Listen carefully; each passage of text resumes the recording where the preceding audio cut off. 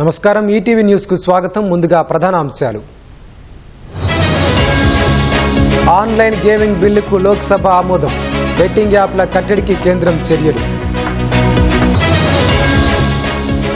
తీవ్రమైన నేరాలు చేసి అరెస్ట్ అయితే మంత్రులకు ఉద్వాసన.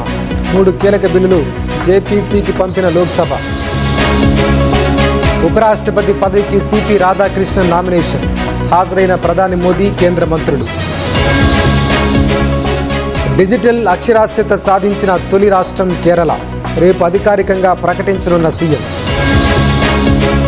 రష్యాపై ఒత్తిడి తెచ్చేందుకే భారత్పై టారిఫ్లు. White House press secretary Karoline Leavitt వెల్లడి. భారత్పై అమెరికా తీరు అన్యాయమన్న రష్యా.